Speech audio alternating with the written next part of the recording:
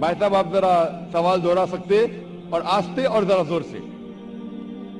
اگر اللہ ایک ہی ہے نا تو مجھ کو بھی چاہے تو مسلمان بنا سکتے تھے، پر کیوں نہیں؟ اللہ اگر ایک ہے تو مجھ کو بھی چاہے مسلمان بنا سکتے تھے، میں وہ کیوں ہندو بنا؟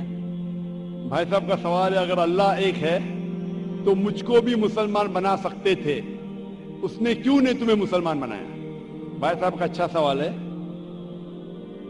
اور اس کا جواب ہے کہ ہمارے آخری پیغمبر محمد صلی اللہ علیہ وسلم فرماتے کہ ہر انسان، ہر بچہ جب پیدا ہوتا ہے وہ دین الفطر میں پیدا ہوتا ہے۔ دین الفطر مطلب وہ مسلمان جیسا پیدا ہوتا ہے۔ مسلم کا مطلب وہ انسان جو اپنی زندگی اللہ، بھگوان، ایشور، اپنے خالق کے مطابق بسر کرتا ہے۔ جو انسان اپنی زندگی اپنے خالق، اپنے اللہ کے کہے ہوئے احکامات کے مطابق بسر کرتا ہے اسے کہتے ہیں عربی میں مسلم۔ تو ہر انسان جب پیدا ہوتا ہے، چاہے ہندو خاندان میں پیدا ہو یا عیسائی خاندان میں یا یہودی خاندان میں یا مسلم خاندان میں، کوئی بھی خاندان میں پیدا ہوتا ہے وہ پیدا ہوتا ہے مسلمان جیسا۔ اس کے بعد اس کے والدین، اس کے بڑے، اس کے ٹیچرز اسے سکھاتے ہیں۔ اگر صحیح چیز سکھاتے تو وہ صحیح راستے پہ رہتا ہے، ورنہ وہ دوسرے راستے پہ بھٹک جاتا ہے۔ ہو سکتا ہے کہ بت پرستی کرنے لگے، وہ مورتی پوجا کرنے لگتا ہے، ہو سکتا ہے وہ آگ کی پوجا کرنے لگے۔ اسی لیے اگر کوئی غیر مسلم مسلم بنتا ہے، اردو میں اکثر کہتے ہیں نو مسلم، جو غلط ہے، انگریزی میں کہتے ہیں convert. Convert means going from one track to the other which is wrong۔ صحیح لفظ ہے لوٹا ہوا مسلم، کیونکہ ہر انسان پیدا ہوتا ہے مسلم جیسا، پھر اس کے والدین، اس کے بڑے کے ذریعے سے وہ غلط ٹریک پہ جاتا ہے، اور جب صحیح ٹریک پہ آ جاتا ہے واپس، صحیح لفظ ہے لوٹا ہوا مسلم، انگریزی میں کہیں گے ریورٹ۔ اکثر ہم کہتے ہیں نو مسلم، جو اسلامی تعلیمات کے مطابق غلط ہے۔ صحیح لفظ ہونا چاہیے لوٹا ہوا مسلم، ریورٹ۔ اور آپ کا سوال تھا کہ اللہ نے تمہیں مسلم کیوں نہیں بنایا؟ اللہ نے تمہیں مسلم ہی بنایا۔ ہو سکتا ہے کہ بچپن میں آپ کے بڑے، آپ کے والدین، آپ کے ٹیچر آپ کو صحیح راستہ نہیں دکھا سکے اور آپ غلط راستے پہ گئے، لیکن اس کے باوجود آپ اللہ کو دوشی نہیں ٹھہرا سکتے۔ آپ یہ پوچھ سکتے کہ اللہ نے کیوں مجھے ہندو خاندان میں پیدا کیا؟ اگر مسلم خاندان میں پیدا کیا ہوتا ہو سکتا ہے کہ میں مسلمان ہوتا۔ اللہ تعالیٰ فرماتے ہیں قرآن مجید میں، سورہ فرقان میں، سورہ نمبر 25، کہ اللہ اگر چاہے تو سارے انسانوں کو مسلمان بنا سکتا ہے، لیکن پھر ٹیسٹ کیا ہے؟ اگر ٹیچر چاہے تو سارے اسٹوڈنٹ کو پاس کر سکتا ہے، لیکن ٹیسٹ کیا؟ ٹیسٹ وہ ہوتا ہے کہ ٹیچر صحیح تعلیم دینے کے بعد امتحان لیتا ہے، جو آدمی صحیح جواب دیتا ہے وہ پاس ہوتا ہے، جو غلط دیتا ہے فیل ہوتا ہے۔ تو اللہ تعالیٰ نے سارے انسانوں کو اپنا آخری پیغام دے چکا ہے قرآن مجید۔ اس کے بعد اگر انسان اس پہ عمل کرتے تو پاس ہوتے، عمل نہیں کرتے تو فیل ہوتے۔ اور اگر آپ اللہ سے کمپلین کریں گے کہ کیوں مجھے ہندو خاندان میں پیدا کیا، تو اللہ تعالیٰ فرماتے ہیں کہ آپ کدھر بھی پیدا ہو، چاہے مسلمان خاندان میں یا ہندو خاندان میں، یہ کہنا کہ ہر انسان جو مسلم خاندان میں پیدا ہوتا ہے جنت میں جائے گا، بالکل غلط ہے۔ صرف مسلمان خاندان میں پیدا ہونے کے بعد اور مسلم نام رکھنے سے انسان جنت میں نہیں جاتا ہے۔ جنت میں جانے کے لیے ایک اللہ میں ماننے کے علاوہ، اللہ کے رسول میں ماننے کے علاوہ ان کے احکامات پہ عمل کرنا چاہیے۔ ہر مسلم عمل تو نہیں کرتا ہے، تو ہر انسان جو مسلم خاندان میں جائے گا، جو مسلم خاندان میں پیدا ہوتا ہے، وہ جنت میں نہیں جائے گا۔ لیکن اللہ تعالیٰ یہ فرماتے ہیں کہ ہر انسان کو، سورہ فصلت میں سورہ نمبر 41 آیت نمبر 53 اللہ تعالیٰ فرماتے سنوریم آیاتنا فی الآفاق وفی انفسہم حتی یتبین انہ الحق، کہ بہت جلدی ہم آپ کو اپنی نشانیاں دکھائیں گے۔ اللہ تعالیٰ فرما رہے انسانوں سے کہ جلد ہم آپ کو हमारी निशानियां दिखाएंगे होराइजन्स में, ताकि आप पे वाज़े हो जाए क्या हक है, क्या अल्लाह एक है, अल्लाह के अलावा कोई माबूद नहीं। लेकिन हक जाहिर होने के बाद हर इंसान उस पे अमल करना जरूरी नहीं। वो सोचने लगे, वो इंसान सोच सकता है कि अगर मैं इस्लाम कबूल करूं तो हो सकता है कि मेरे दोस्त मुझे छोड़ देंगे, हो सकता है कि मेरे वालिदैन मुझे जायदाद से दखल कर देंगे, हो सकता है कि मुझे मेरे तिजारत में नुकसान हो। तो ये सब चीजें इंसान को बहुत बार भटकाती है और हक कबूल करने से रोकती है। लेकिन आखिरत के दिन के ऊपर आप ये अल्लाह से कंप्लेन नहीं कर सकेंगे कि मुझे किसी ने भी इस्लाम के बारे में नहीं कहा। इसीलिए कुरान मजीद में लिखा गया है सूरह अनाम में सूरह नंबर 6 आयत नंबर 158 कि उस दिन, आखिरत के दिन, अगर आप कहेंगे कि मेरे वालिदैन बुत परस्त थे, मूर्ति पूजा करते थे, इसीलिए मैं कर रहा हूं, तो अल्लाह ताला फरमाएगा ये बहाना नहीं चलेगा, क्योंकि अल्लाह ताला खुद हर इंसान के दिल में वाज़े कर देता है हक क्या है, और वाज़े करने के बाद आपके पास कोई शिकायत का मौका नहीं रहेगा। और आपको भी, आप आज इस मजलिस में आ चुके हैं और मैंने लाखों लोग के सामने आपको वाज़े किया है कि खुदा एक है, उसके अलावा कोई माबूद नहीं, और मोहम्मद सल्लल्लाहु अलैहि वसल्लम उसके आखिरी पैगंबर है। अगर आज आप इस बात को नहीं मानेंगे तो कल आप ये कंप्लेन नहीं कर सकेंगे, आप शिकायत नहीं कर सकेंगे अल्लाह से कि मुझे पता नहीं था।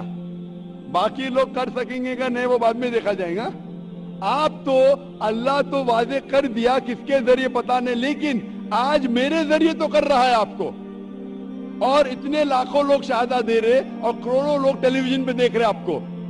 तो अभी आपके पास कोई बहाना नहीं, कोई शिकायत नहीं ये कहने के लिए कि मैं मुसलमान खानदान में पैदा नहीं हुआ इसलिए मैंने इस धर्म को एक्सेप्ट नहीं किया। मैं आपसे पूछना चाहता हूं भाई साहब, आप मानते हैं कि खुदा एक है? वो तो है। आप मानते हैं खुदा एक है? हाँ। आप मानते हैं कि बुत परस्ती गलत है? पर कौन सा खुदा है वो पता नहीं। नहीं, मूर्ति पूजा सही है क्या गलत है आपके हिसाब से? अब जब मैं हिंदू धर्म में पैदा हुआ तो फिर मेरे हिसाब से सही हो सकता। आप कहते हैं कि हिंदू धर्म के मुताबिक मूर्ति पूजा सही है। मैं आपको आपके हिंदू धर्म की किताबों का हवाला देता हूं, मजहबी किताबों का। अगर आप पढ़ेंगे छंदोग्य उपनिषद चैप्टर नंबर 6 अध्याय नंबर 2 मंत्र नंबर 1, एकम अद्वितीयम, ईश्वर खुदा भगवान एक है, दूसरा नहीं है। लिखा है श्वेताश्वेतर उपनिषद में अध्याय नंबर 6 श्लोक नंबर 9 में, नाचस्य कसिज जनिता न कदिपा, उस ईश्वर के कोई वालिदैन नहीं, उस ईश्वर का कोई रब नहीं। मतलब ईश्वर का, भगवान का कोई वालिद नहीं, कोई वालिदा नहीं, उसके ऊपर कोई नहीं। और साफ तौर पे लिखा गया है श्वेताश्वेतर उपनिषद में अध्याय नंबर 4 मंत्र नंबर 19 में, न तस्य प्रतिमा अस्ति, उस ईश्वर की, उस भगवान की, उस अल्लाह की कोई प्रतिमा नहीं, कोई अक्स नहीं। अक्स, प्रतिमा जो संस्कृत लफ्ज है उसके मानिए अक्स। खुदा का कोई प्रतिमा नहीं, कोई अक्स नहीं, कोई फोटोग्राफ नहीं, कोई पेंटिंग नहीं, कोई पोर्ट्रेट नहीं, कोई मूर्ति नहीं, कोई बुत नहीं। और ये पैगाम दोहराया गया है यजुर्वेद में अध्याय नंबर 32 मंत्र नंबर 3 में, इसमें लिखा है ना तस्य प्रतिमा अस्ति, उस ईश्वर, उस भगवान, उस अल्लाह की कोई प्रतिमा नहीं, कोई अक्स नहीं, कोई पिक्चर नहीं, कोई पेंटिंग नहीं, कोई पोर्ट्रेट नहीं, कोई बुत नहीं, कोई मूर्ति नहीं। साफ तौर पे आपके मजहबी किताब में लिखा है कि मूर्ति पूजा गलत है। और हिंदुइज्म का ब्रह्मा सूत्र है, एकम ब्रह्म देवता नास्ते नैना नास्ते किंचन, भगवान एक ही है, दूसरा नहीं है, नहीं है, नहीं है, जरा भी नहीं है। अभी मैं आपसे पूछता हूं भाई साहब, जब आपके मजहबी किताब में साफ तौर से लिखा हुआ है कि मूर्ति पूजा गलत है, तो फिर भी आप मानते हैं कि मूर्ति पूजा सही है? नहीं, आप मानते हैं कि मूर्ति पूजा सही है गलत है? ये गलत है। आप मानते हैं कि खुदा एक है? हाँ आप मानते हैं कि मूर्ति पूजा गलत है?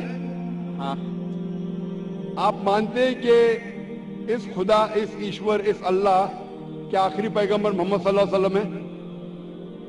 सर, बट और एक क्वेश्चन है। सॉरी, बट एक क्वेश्चन है, मैं एक पूछता सवाल हूं। है सर। आपका एक सवाल है, हाँ, ठीक है, पूछ सकते हैं आप।